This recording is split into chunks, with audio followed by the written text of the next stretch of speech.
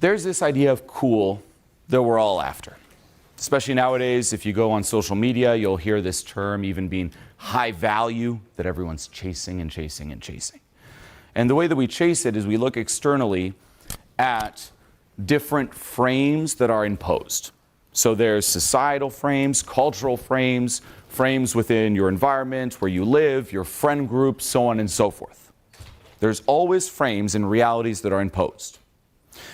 If you buy into certain frames, people are like, well, they're always looking externally. Tell me what's cool. Tell me what's the right thing. Tell me what's high value. So you're looking externally at these different frames and you're trying to adapt, in which case you're always reactive and you're always getting sucked into, am I good enough, am I not?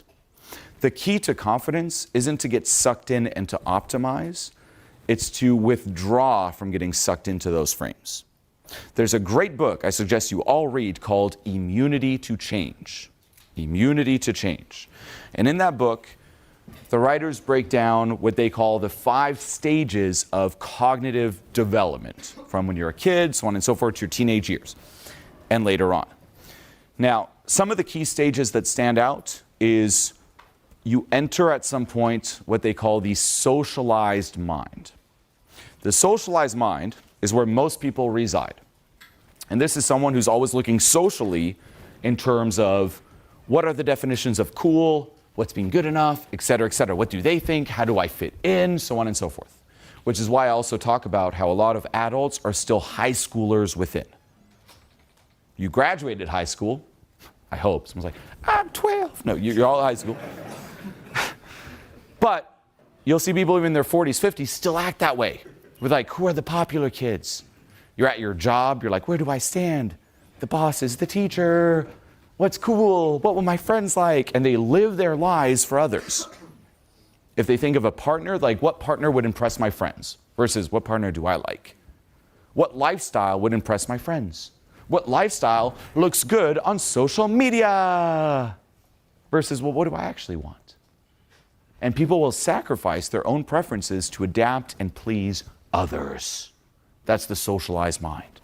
That person, TikTok, Instagram, is like crack cocaine. They love it. They can't get enough of it. Why? Because there's so much input from the outside. Look at society. Tell me how to think, so on and so forth. How do I fit in? Social proof also has a big impact on them. If everyone else is doing, they're like a sheep. I'll follow the herd. That's the socialized mind. As you move up, they then describe the self-authoring mind. So socialized mind, self-authoring. Self-authoring is the opposite. Instead of looking out there, tell me what to think, tell me what to feel, it's I'm going to look in here and ignore out there. Instead of looking for the cues, the definitions of success, I'm going to set my own. Instead of getting sucked into these frames, I'm going to buy into me and set my own frame. And then you flip the script. You'll see, if I go up, I'm like, what do you think is cool? And then I try to be that, I'm screwed regardless because I'm always in reaction to you. So same as you. It's like, my friends, I don't want to be like an idiot. How do I fit in? You're screwed because even if you portray yourself as not being an idiot, you're still in reaction to them and they're still pimping you out. Whoever you're trying to impress is pimping you out. Versus, well, what's my definition of cool? What if I were to just own everything that is me? And if it's authentic and there's a strong frame, they're going to adapt onto you. And that's the thing, is there's always a frame in many ways of viewing one thing, right? Like say you're at a job interview. I remember this from back in the day. I was at a job interview when I first moved to LA. It was at selling cars, which I did for like 3 months. And I had no experience selling cars. I was broke, actually homeless at the time. And I was like, I just need a job. And there were 2 things that I did. One, which I read online, which is if you're going to get a job selling cars, just make sure you tell them the only reason you want to do it is because you want to make money. Just keep saying money. I was like, okay. And I remember he was saying this, so why do you want to do this? I was like, money. He's like, well, what are some of your goals later on? Money. And that's all I would say. And I got the job. But the final thing he said was, so look, I feel like you'd be a great fit. Money. The one downside is this, you have no experience. Now here's the situation, me with no experience, right, versus why would we hire someone with more experience? One frame is that's bad. Look, he has no experience. Why should we hire him? That's a frame. The other frame is, well, and this is what I told him, that's true. I have no experience, but that's actually good. Motivating. Clean slate. Clean slate. Coachable. You don't have to deprogram bad habits I may have developed. I'm motivated. I'm young. I'm hungry. Money. Right? And I'm just ready to learn from scratch. You can just mold me in whatever you want. Done. Now, it's the same situation. No experience, looking for a job. One way of viewing it, that's bad. The other way, that's good. Right? Take even this event here, me and myself, and this is a decision all of you should reach, and the strongest frame is always authenticity, is who are you, what are you into, and just own it. And the more you own it, and the more certain you are in yourself and what is true to you, people will adapt. If you think of this seminar here, how ridiculous is this? If you're not vegan, you are very Objectively, ridiculous. Be vegan, how you are an animal, ridiculous is this? You consume animal products, Julian. Be a good father, be vegan, be vegan. Thank you. Whereas, as long as there's no paint or hand gluing going on, I'm happy. Now, well, actually, here's another example. From their reality, their frame, they're viewing this, and me is like, screw that person. Through another frame, it's, that's a little odd or a little weird. Different frames, right? Now, what you'll notice, though, is that a strong frame, unlike them, is not self-imposing. A strong frame is, hey, this is me, take it or leave it, versus this is me, submit. A weak frame is submit. So a stronger frame is own what you believe in. Like the actual good way to go about it is, say you're like that and you're like, oh, vegan, vegan. It's like, yeah, wear your shirt, come and enjoy the event and own it and say, hey, yeah, I'm vegan. Versus, I'm vegan. Are you vegan too? You're like, that's very different, you know? So,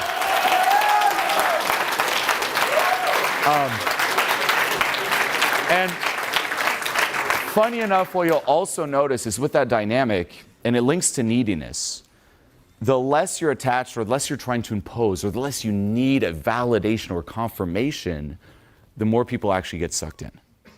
Like you'll notice, the more it was like, but the vegan, the more everyone was turned off. So even though it's actually, from one perspective, a great message, because it's packaged in that needy way, the label's like freak. And that's the mainstream label, freak. Versus, hey, here's what's up.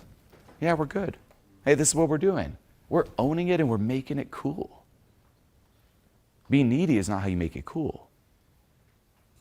Get it? Like, even me here, back to this, the frame, one is, you could view it like, say someone, which even backstage here, like there's the hotel staff walking, they don't know me. Do you think they're looking at me like, look at this badass? No. They're looking at me and just like, in their frame, it's like, this is weird. Now, in my frame, I love this. This is authentic. It's unique to me. It's my humor. It's the freedom of expression. I'm like, this is me. It's great. If for you, you know me and stuff, you're like, well, hey, that's him. We resonate. Let's go. So what I would link it back to you is if, hey, I feel like I'm a loser, it's just like, just own it. Say, you know what? I'm not a loser. This is just me, and I'm just going to own me to such an extent that people can take it or leave it. And more often than not, if you just truly own it, and it's authentic, that strong reality, that strong frame will win. But then don't impose it. So don't be like with your friends, like, I'm not a loser, right? I'm not a loser, right? No, it's just like, hey, this is me. And in the end, who decides? Everything's subjective. And that's the whole thing with frames within frames. What's cool to one person isn't cool to another, and vice versa. So in the end, all you're left with is you. Stop trying to please others. Adapt to different frames. See what is authentic to me. Own it, and then you're cool. And then people react. And they love it, and the people will resonate with it. I've seen this a lot too with drinking. People are like, if I go out and I want to, hang out with my friends. A lot of them drink. What if I don't drink? Well, own it. What's one perspective? One is, why aren't you drinking with us, loser? Drink. That's one. Or you meet someone new. Why aren't you drinking? That's weird. There's one frame. But is it? Here's the other frame. Why aren't you drinking? Don't want to. Why are you drinking? You can flip the script on anything. Literally on anything. And those are called, by the way, in just social dynamic terms, frame battles.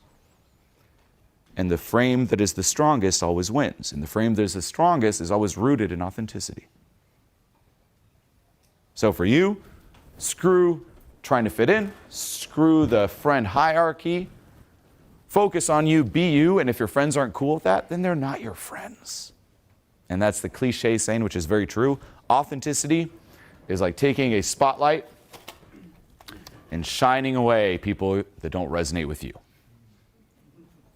Be you, and people who are not about it will run out the door. Literally. Can you show us the scream about this as you can? Ah! Yeah. Easy. Thanks. Yeah. Funny, right? Here's the other thing. I don't have to build momentum for that. Right? Notice someone say, hey, any questions? That is what we talked about before. There's choice or obligation. In your range of expressiveness, you can be quiet if you want, you can be loud if you want. There's a preference. It's the same as, say, if someone knows how, this is more, let's just say, if someone knows how to fight, right? Like say if they were put on the spot, they've done martial arts, they know how to fight. They don't have to fight to just show that there's a certain vibe. They know that if they were faced in a situation, they could handle it. And people can sense. If someone who, if they wanted to be really loud, easily could, even if they're very quiet, there's just something about it. It's very different than someone who's quiet because they don't know how to be loud. Versus I'm quiet, but if I want to be loud, I can! Different. How do you demolish subconscious blockades that prevent you from doing things that you want to do? Love the question. You don't demolish them. You let go of the resistance. So, love that you asked this. So for everyone here, I've drawn this graph before, but this is really, you could say, an understanding of self-sabotage and letting go. So if here is you, okay?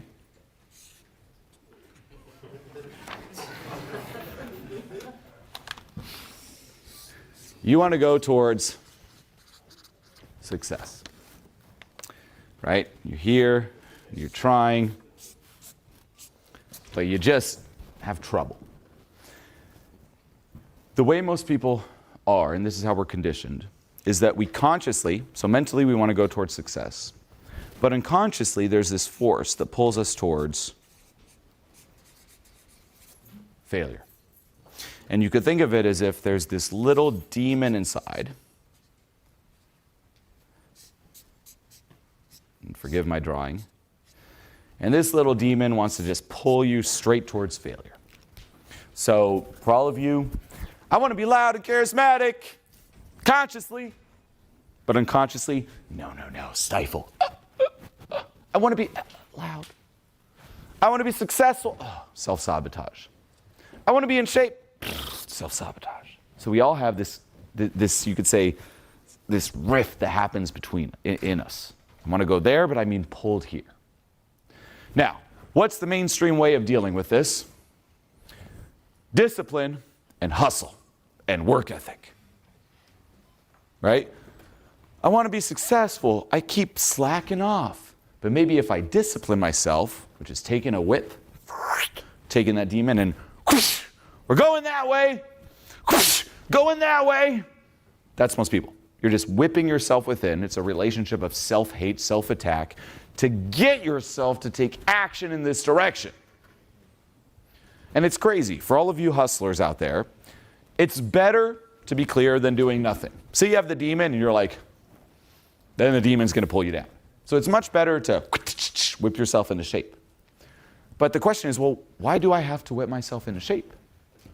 Why is it that by default, if I don't discipline myself, I'm moving towards failure. That's interesting, right? You can audit a lot of your actions. If I don't do my morning routine, if I don't focus, if I don't meditate, if I don't do this, then, well, why is my default falling down? That's self-sabotage. You're fighting this thing that's pulling you down. And then what you realize is that when you let go of this, then there's no longer this force pulling you down, and you don't need work ethic. You don't need discipline. And it's what I say, instead of work ethic, you develop a work magnet. You're pulled towards success. Everything's aligned. So a lot of this inner work in terms of the blockage is identifying the parts of you that are not aligned. And what you'll also realize is that the parts of you that are not aligned, there's still some kind of subconscious payoff. Meaning, say you do believe growing up, maybe you made a mistake and you consider yourself a bad person. Say that happens. Then you stuff it down, you forget about it. But unconsciously, it's still active, it's there. Now you want to succeed. Well, hey, if you succeed, you won't feel very at ease because you're getting away with what you did. And to feel like a good person, you better be getting the punishment you deserve. So you're going to self-sabotage to get the punishment. Consciously, you have no idea. You're like, why? Well, because of that. Gotta go hard, I ain't got time to waste. I ain't got time.